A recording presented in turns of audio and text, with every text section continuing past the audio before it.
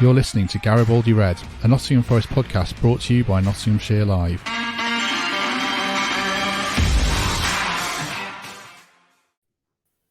Hello, welcome to the second of our summer specials at Nottingham Forest as we look back on the season just gone and forward to what's coming in the Premier League with some different figures in and around the club.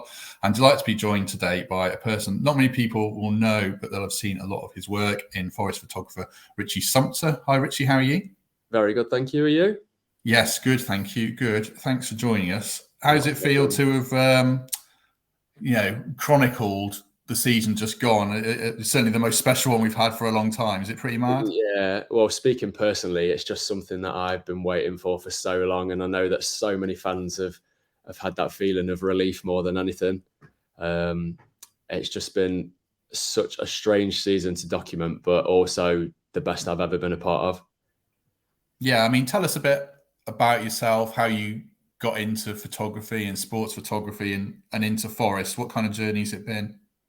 So basically, from leaving school, I had the odd job here and there. I actually wanted to play basketball leaving school. I went to college to play and did a sports science degree on the side. But unfortunately, I got a bad injury, so that was cut short. And then my dad just said to me, as he's a photographer, why don't you come and join me? We'll see how it goes. Obviously, I'd been doing Forest games with him from the age of 10, most home games, and it worked. So we did Forest together. We did Notts County together. We did lots of PR, commercial, business jobs together. And then from the last 5 or 6 years, I've been self-employed and I've been following the Reds with a camera and without a camera ever since. I mean, we often talk on this podcast about, scoring goals and if strikers have it or are taught it. Do you think is photography something you can learn, or do you have to have some natural flair to it, do you think?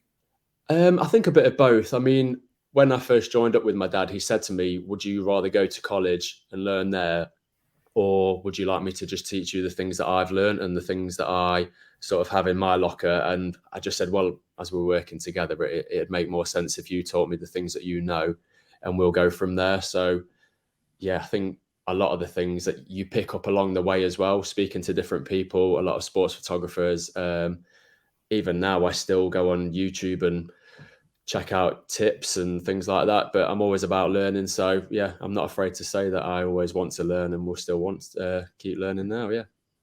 So what we're going to do is Ritchie has kindly sent in a selection of his favourite photos through the season, and we'll put them on the screen. Now, obviously, if you're listening to this on iTunes, it's not ideal. So, I think it'll still work, and I'll post them on my Twitter feed or on the podcast Twitter feed at Garibaldi Red _. So hopefully, if you are listening on iTunes, this will still work and be interesting. You said to me on email it was hard to pick out the photos. How long did it take you? It was like picking out my first 10 pictures after Wembley on Instagram. There should be a feature now where you can select more than 10 because it was one of the hardest tasks of my life. Never mind of taking pictures. But yeah, when you said pick 5 from the season, after the season we've had, it was impossible. So yeah, I think I sent you 7 or 8 instead. Yeah, I think we've got it down to 8. So we'll just go through. I'll put this first one on screen that Richie's selected. So it's from I think you were saying it's from the first home game of the season, Scott McKenna's goal. Why did you pick this one out? Yeah, so it was obviously the first goal celebration that I'd covered from the season, and it's still probably one of the best ones that I've taken, not just from the season, but in general. I think it's just very aesthetically pleasing, shall we say, with the whole of the Brian Clough stand, almost the whole of the Brian Clough stand in the background. Got Zinkernagel and Gabriel midair jumping onto McKenna, and you can see a lot of the guys running up behind to join them. I think it fits perfectly of what you're looking for a celebration shot. It's because there'd been, was it the first game with a full crowd back? I can't even remember. Yeah, it was, because I can remember when I posted some pictures after the game. It was obviously disappointing to lose the game against Bournemouth, but I was just saying how nice it felt to actually hear fans back in the stadium, because I'd covered the games through COVID and the atmosphere wasn't there. It was great, obviously, winning games when we did, but there was no actual sort of roar of the crowd that gave you that buzz after the goals or after a win. So yeah, it was just nice to have everyone back in the City Ground again. Yeah, I did games during the pandemic. It was miserable. Even when they won, it didn't. Yeah, It didn't feel the same. I mean, even in photography, it makes a difference having the crowd there, doesn't it? That of picture's course not the it does. same with Yeah, empty stands. I mean, being a Forest fan as well, when the goals go in, you do get excited as well, and the bigger games especially, I'm screaming through the camera as well as well as taking pictures. So I think people would have been looking at me a bit bizarrely should I've been shouting in an empty stadium. What makes it a good photo? What are you looking for? Is it capturing emotion? Is it lighting? What goes into a good sports photograph, do you think? Well, that's the thing. During different stages of the game, the lighting's always going to be different. So you get used to the settings on your camera when the darkness hits on an evening game, or should there be a sunset or an early kickoff when the sun's blazing through the stadium. But more from a point of view is you want to pick out that emotion, and a lot of the time you kind of do hope the players run towards you. I'm not going to lie, I do have a cheeky word with a couple of the lads before the game saying, "Don't forget where I'm sat," because obviously we'll get some nice pictures over to you should you score and celebrate and run towards me.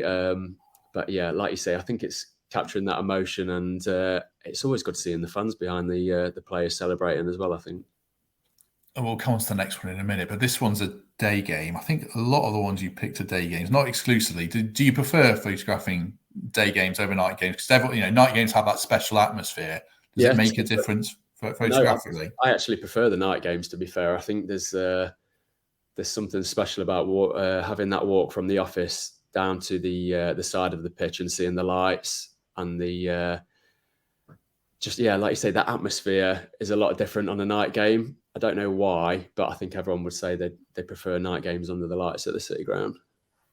We'll go on to the next one that you've picked out, and it's from one of the crucial games of the season, Bristol City away. Lyle Yeah. Taylor's celebrating. Is that the winner? I tell you, not the penalty. Yeah, that was the winner because I couldn't quite understand why he'd not celebrated his penalty, because obviously we'd equalised in the 90th minute, 91st minute, but you then got a feel of why they didn't celebrate, because I don't know, since Steve Cooper came in, they wouldn't settle for anything more than a win. So to see a Forest side score in the 90th minute away from home and not celebrate, to actually go back and want to get the winner, which they did, I personally haven't really seen much of that before. So it was, I don't know, it was a surreal feeling. And then obviously what was to follow, as you can see in the picture, you got the rain, you've got Lyle with pink hair flying about, and just like you say, capturing that emotion from after it was actually after all the celebrations, he then turned back round on his own and gave it a good scream. So yeah, one of the best games that I've been to, and it was actually the first away game that I covered of the season as well. So I remember sat there for 89 minutes thinking, I've come to Bristol, I've sat in the rain for 2 hours and I've got nothing.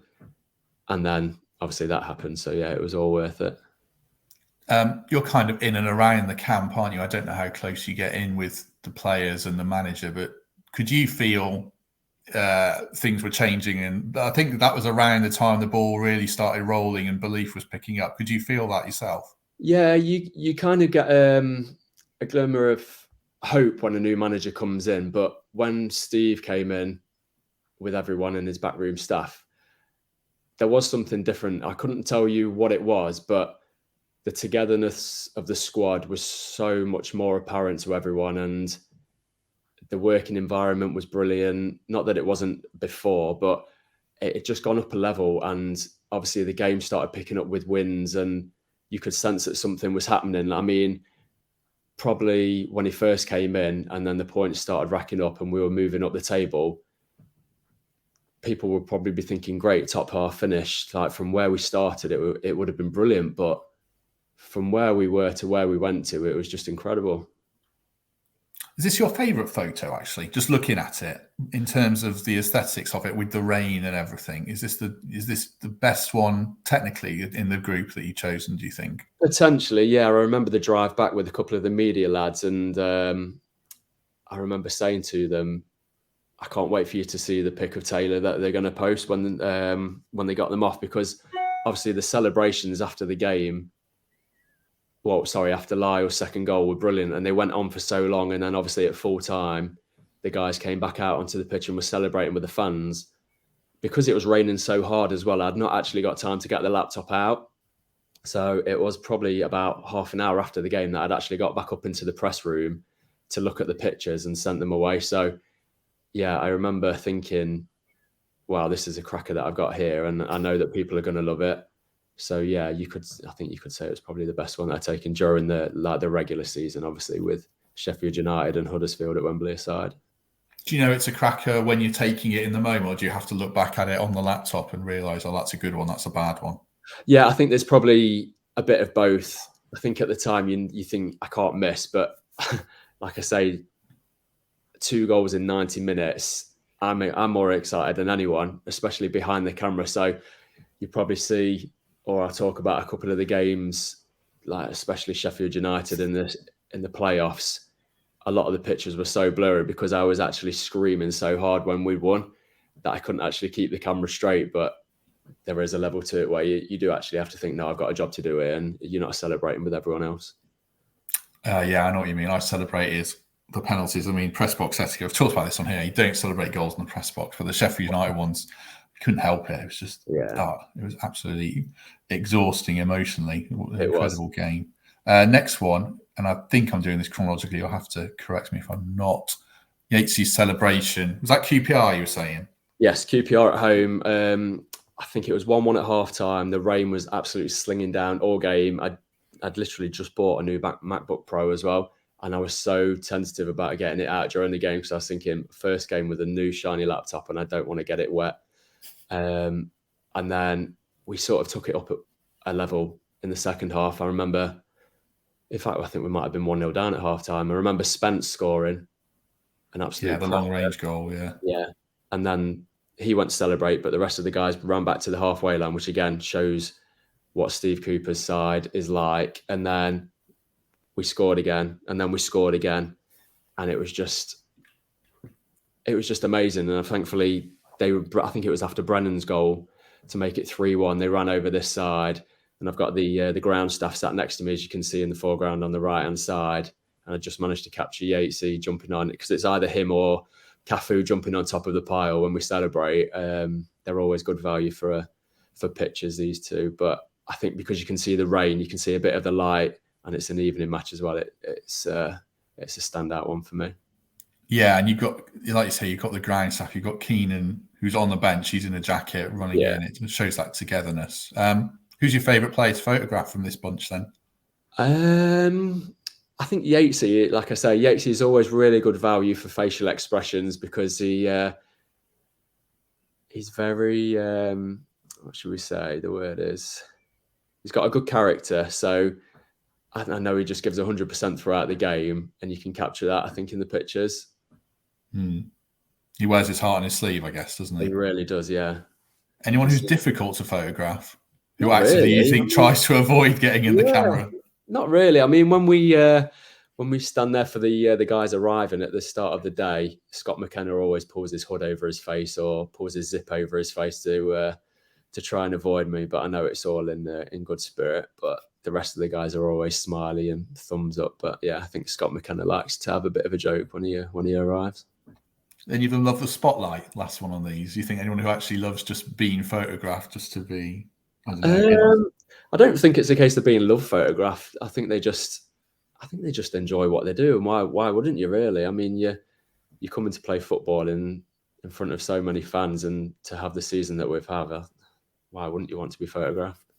Let's go on to the next one. I think I'm doing it in order still. It's Brice Samba during the shootout, you were saying? Yes, this was the after the second penalty save. I think it was Conor Hurahan that he saved the penalty from. I don't know how his hands not moved when he saved that as well, because he stood still, put his hand out, and it's like crashed against the bar, hasn't it? Yeah. Yeah. But I remember him turning round and sort of looking at the fans, and I think we were all thinking at that point, we were actually going to do this.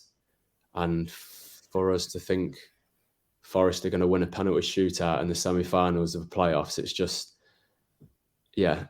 another unreal feeling. And I think after the next penalty went in, I think it was might have been Steve Cook or Cafu that we scored. I thought, right, we're definitely winning this. What are you doing when it goes for a shootout? Because you have a set position, or do you have a set position at games? You allocated a Yeah, position. so I normally sit right near the corner flag of the end we're attacking. So if it's towards the away fans' first half, I'll sit in front of the A block towards the corner flag, and then opposite side in the second half, just in front of the family stand and the Trent end where it meets in the corner there. So obviously full time hits and we go to extra time. So I'm down one end, half time, then back down the other end, and then penalties, and I'm back down the other end again. So there was a lot of steps taken that night. But I thought of the best place to sit for the reactions. I was thinking not more of the penalties themselves, but the reactions. And obviously I was picked a good place for Brees on that one. And there are a few photographers jostling for position there. Have you all got the same sort of thought process? Well, thankfully, I'm in a good position where I'm the only one allowed to sit the side that I do. So the rest of the photographers sit in front of the Brian Clough stand, and I sit the other side. Me and Casey, the club videographer, sorry, we both sit on the home dugout side. Why do you like that side? Is that a superstition or just a technical thing? Or? Not really. It's just, I think while I'm the only one sat there, I'll probably be getting pictures that others won't while they're, if they run towards me. Like I say, it's great because I will be the only one getting those pictures. What are you going for during that shootout, that victory? There's so much going on. How do you pick out what you're going to photograph when everyone's running to Brees? So my mates were asking me this after the game. They said, "What were you feeling like at the end of the shootout?" So my thought process was, right, if we win this, I'm going to take pictures of the guys running towards Brees. I'm going to take pictures then of Brees celebrating, and then I'm going to run on and get the guys celebrating in a huddle.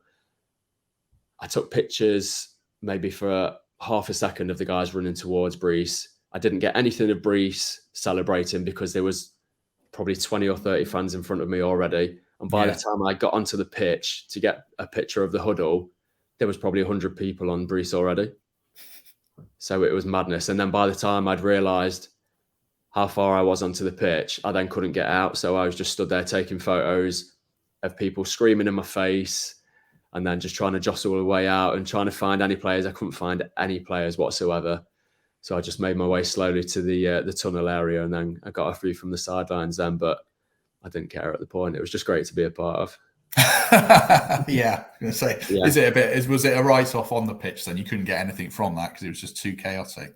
Yeah, pretty much. I did get some good stuff, but like I say, it was almost as if I was a fan that just happened to have a camera around my neck at the time, and I was celebrating. I saw like a handful of my mates at the wall, so gave them a hug as I was leaving the pitch as well. But it was just great. I've missed one. I'm going to go back chronologically. We'll touch on this one briefly. The Forza banner before the Swansea home game. What is it about this one that you like? You've got the players in the huddle with all the flags. Yeah. That's what you're going for? I think Forza have played an absolute blinder this season as well, by the way. But that one especially, no matter what will be behind you, I think it just shows, like you say, the togetherness of the team. But not only that, the fans. I think the fans have been more behind the team than ever this season.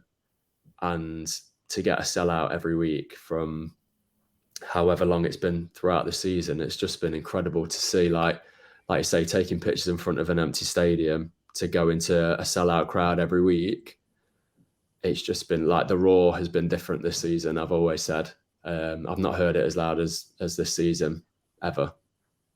No, nor have I. That Sheffield United game, the semi-final, we've discussed this before, but when it's 3-3 on aggregate, that's as loud as I've heard it. That was mental. And you should say that because you'd think years gone by, games of that importance, and we've gone from 2-1 up to level at 3-3 in the playoff semi-final, and you do get those nerves in the crowd. But I can remember them singing Forest and Magic for a good 15-20 minutes through the extra time period, and I was tingling at the side of the pitch. And there were times where I was thinking I'm actually holding back like a few tears here, because you could tell how much passion was showing through the fans and how much they wanted it.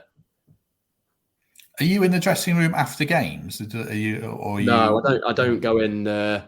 If there's obviously when mascots return, whenever they do, we we do get access to the dressing room before the game to get to walk around with the mascots and have the pictures with players. But after the game, no, I did actually try and get in the dressing room after the game against Sheffield United. But I said to Steve as he came out the dressing room, I said, "Steve, can I get in there?" And he said, "No, save it for Wembley."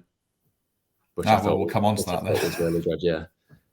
That's interesting. He said that at the time because he obviously showed the belief that. Oh God, yeah, and it shows what sort of man he is as well. He's like taking nothing for granted either, is he? Yeah, true.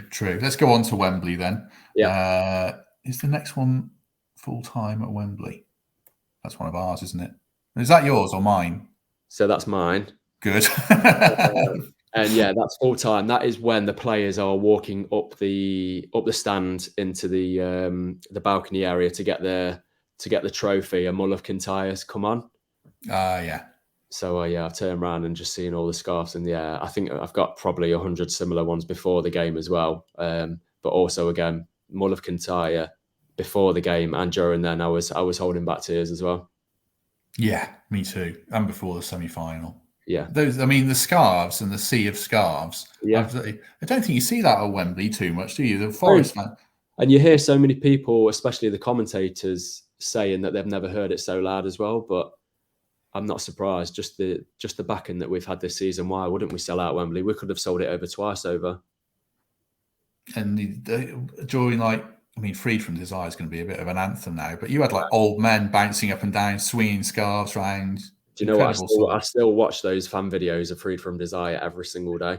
Yeah, me too. Every single day. And I always go on Twitter hoping that someone's released a new angle of it, because it's just when that first bit kicks in and everyone's bouncing, I remember the exact feeling at Wembley. And I was thinking, obviously, besides having kids and marriage, this is the happiest that I've ever felt in my entire life. Yeah.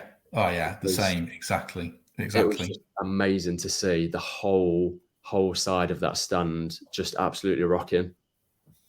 I asked Colin Frey this last week. Yeah. I suppose it applies to myself as well. Do you feel any difference covering a game like that? Any pressure that you think, I've got to really nail this? This is a moment in history, or do you not try to think in those terms? I like to think that I'm confident in my ability now, that no matter how big the game is, that I can cover it as if I would normally would, or even better. There were times throughout the game, because obviously it wasn't the best game in general, action wise. It was rubbish. Yeah, to put it politely. There was just that sense of you wanted something more to happen, but as we were 1-0 up at half time, going into that second half, you knew that there wasn't going to be much happening apart from backs against the wall, maybe the odd counter attack now and again, but you kind of set up for, it's going to be a long 45 minutes, especially being a Forest fan as well.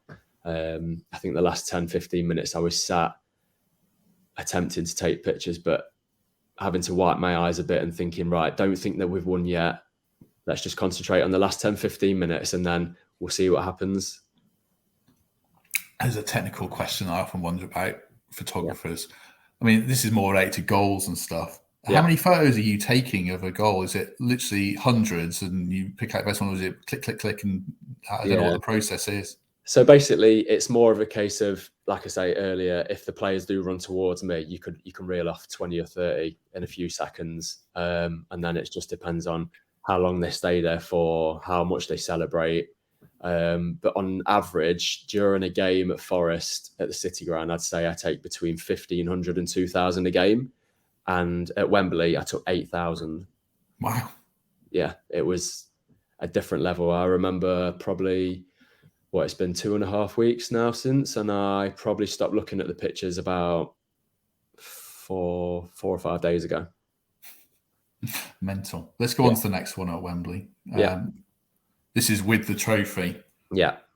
Well, I assume this is just because you're capturing that moment, that relief and that release of energy just from everyone as the celebration they've actually done it. Yeah, so I spent half the time actually running across the pitch backwards and forwards, because so many of the players were actually running from one side of the pitch to the other with the trophy. So I wanted to try and capture everything. And then I remember turning around and seeing this group sort of congregate by the side of the pitch where all the other photographers were. So I ran across as fast as I could, snuck myself in between two other photographers right in the middle. As you can see in the top left, there's the Sky camera lens, and then there's another photographer's elbow, I think it is, that I've cropped out. So I've got a gap of about that much, but I've got the lens right in between them, and that's what I managed to get through it. And then I like the fact that you can see Joe Worrell pouring a bottle of champagne over the top from the back in the middle as well. Oh, yeah. I wanted to ask you about Jed for photographing him, because you seem to get good photos of Jed. Is there something particular about him in general that makes him photogenic? I think it's just his reactions. I mean, he's not shy at celebrating, is he? And I think even at full time when we win, he's one of those players that gives it a good scream, and he's been really, really enjoyable to watch and photograph this season, especially. And I remember I got some really good pictures of Jed with his family in the background celebrating. And there was one that that someone mentioned on Twitter that I'd posted. I think they took it from my Instagram, and it was Jed's mum and dad like celebrating sharp in the background while Jed was celebrating with the trophy blurred in the foreground. So I sent it to him, and I just said, "This one's for the family." And he just put 3 love hearts, and he put, "Wow, what a photo!" And I think he then put in capital letters, "We are Premier League." So not reading anything into that, but hopefully he'll be playing Premier League with us next season. Yeah, oh man, I hope so. I mean, as we record this, there might be developments as it goes, but yeah, I'd love him to come back. Yeah. So you mentioned before about the dressing room and saving it for Wembley. Did you get in the dressing room after the final whistle? Yeah, so after the celebrations finished on the pitch, I think I ended up doing a lot of the staff groups, the goalkeeper coaches, the physios, the nutritionist, everyone. They all wanted a part of it. I even got my hands on the trophy as well. There was probably, I think it was me, Joe Worrell, Brennan, and then a couple of the guys in the physio department. They were all having a go with the trophy. And then Joe Worrell said to me, "Have you had a picture with the trophy yet?" And I said, "No." He said, "You want one?" And I said, "Well, I'm going to throw my cameras down now. I'm going to run to the trophy and I'm going to pick it up and run towards a crowd." And he said, "No, you weren't there." So I did it. And then we've got a good picture of that. So I'm gonna pop it on my social media in the next couple of days, I think, just to get it out there. But then after everyone sort of filtered off the pitch into the dressing room, I then followed them in, and that's when the music started blaring, the champagne started popping, there was beer, there was water being thrown everywhere. The players and the staff were sliding down the middle of the dressing room floor while I positioned myself crouched down at the other end. So I was getting them sliding towards me on the floor while everyone else was pouring beer and water all over them. And then obviously the Sky guys came in with their board saying championship winners or whatever it was with the cameras. And then gave them all a bottle of champagne each, and then it was just carnage. Couldn't see anything, but I thought, you know what, I don't care. Camera will get wet. I'm just going to get myself right in the mix of it. So yeah, I got some really good stuff. And smell of beer has only just come out my camera now, I think. When did that experience sink in? Because that's not an average day at work for anyone, is it? It's not at all. I think I was kind of just going with the momentum of the day after full time. And then I think once things settled down slightly in the dressing room, I thought, right, there's not actually going to be anything out there on our channels. So I need to get back up to the press box. Got back up there and I sat outside and I was just looking at an empty stadium thinking, wow, now this is sinking in, like we've done it. And then it's like a case of uploading, like I say, 8,000 photos and then trying to pick the best ones out of them. So yeah, it was a hard task, but an enjoyable one. Well, I've snuck one in, an extra one that you didn't send me, but this is one of you celebrating that someone must have captured. My emotions to a T from after the game. So after probably about, I think it was after the board came up for how long it was added, I think it was 6 minutes. I spoke to Casey, our videographer, who was sat next to me, and I said, I'm gonna walk around to the bench and I'm gonna get a picture of Steve celebrating at full time. Should we do it? So I snuck around there, and there was a little position where I could stand right next to the bench. And I remember all the guys got off the bench and they were stood at the sideboards. And then Huddersfield had an attack. They kicked it out of play. And I remember looking at Yatesy, and he looked at John Moss, and he must have said something like, "How long?" And he just said, "That's it." And I was thinking, right, we've done it. And then the final whistle went. Steve shook the staff of Huddersfield, shook his hands, and he didn't really celebrate. And I thought, okay, now what? I've come all this way to take pictures of Steve celebrating, but he hadn't. And I didn't even realise that he'd walked past me, sat down in the seats behind me and put his head in his hands, which would have been obviously a great photo, but I didn't see that. All the players ran past me onto the pitch. I thought, right, I've got to get in there. So I ran fast I could onto the pitch, and that's when it all came out. I was just screaming at the top of my lungs, like, I've got a few seconds here to just like let it out before I get to the players, and I got to start taking pictures, and I was screaming the whole way down the sidelines. You're a lifelong Forest fan, then, I take it. Oh yeah, since day one. I've been brought up around the club, and yeah, I've loved it ever since. Dare I ask how old you are? I'm 36 now, so I think I said before I used to take pictures from, I think it was 10 years old. My first game was the Umbro 96 tournament. I think it was a pre-season tournament we had against Chelsea, Man United and Ajax. I think that was my first game. So I was 10 years old, sat on the sidelines taking pictures of Gianfranco Zola, David Beckham. I couldn't even tell you who was in the Ajax side at the time. But I remember David Beckham walking past me when I was sat in the tunnel, and I was thinking, wow, this is like a great position that I'm in right now. So I think from 10 years old, that's when I knew that's what I wanted to do. Yeah, that's not a bad career idea, to be fair. Yeah. It's only a good early taste of it. Let's do the last photo, which is Market Square. Yeah. I mean, obviously, this just shows it's mental how many people were there, really, wasn't it? It was crazy, especially from the time period that they actually got told that it was going to happen. I mean, I got told probably before the game that if we had won, that there were going to be celebrations at the Market Square. But obviously, we had to then go and win the game, which would have finished at probably 6:30, 7 o'clock. And then from the turnaround from then, just to see so many people gathered at the square, I remember walking out onto the balcony just to take a quick picture of the fans, and you couldn't see anything else apart from Forest fans. It was incredible. Yeah, there's like 25,000 people there. It was crazy.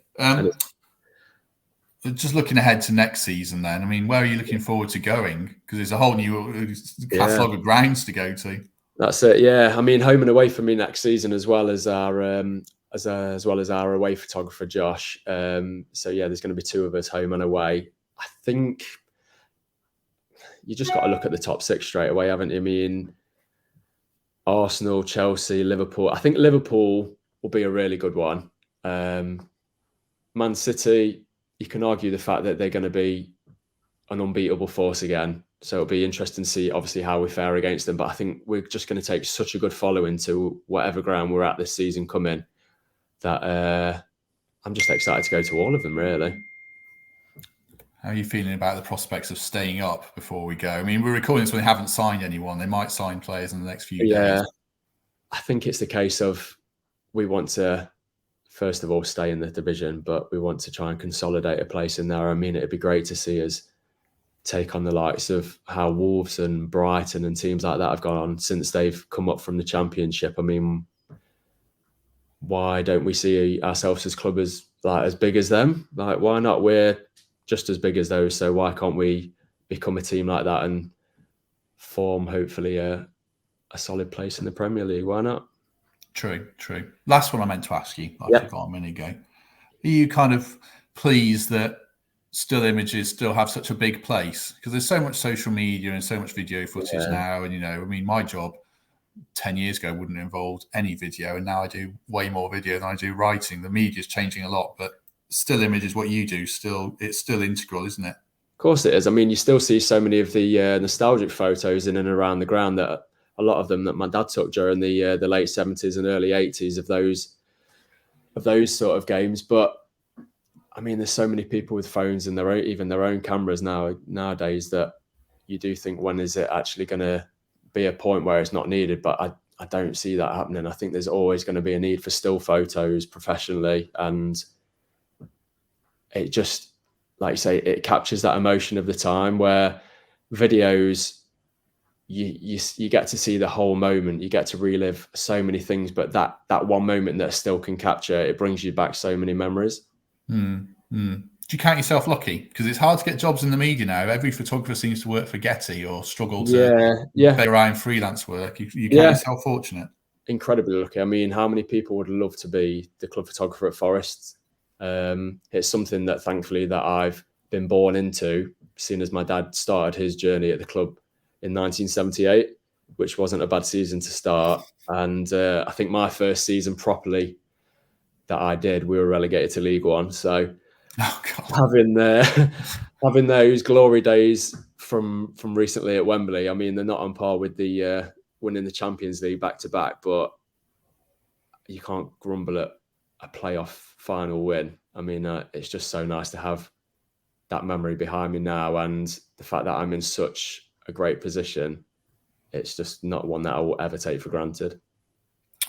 Excellent. We'll leave it there. Like I said, I'm going to post all the images either on my Twitter or the podcast Twitter. So my Twitter is @MattDavis_NP, and Garibaldi Reds is @GaribaldiRed_. So if you've listened to this on iTunes, you want to see the photos, we'll post them there. In the meantime, if you enjoyed it on YouTube and iTunes, do like and subscribe as normal. Ritchie, thanks very much. Have you done anything like this before? It's a bit out of your comfort zone. No. I've really enjoyed it though. Good. Well, I'm glad you've enjoyed it. Hope everyone else who watched along and listened enjoyed it. We'll be back next Monday with a different guest. I've got 2 or 3 lined up, so we'll get something out and keep going through the summer. And in the meantime, we shall see everyone soon.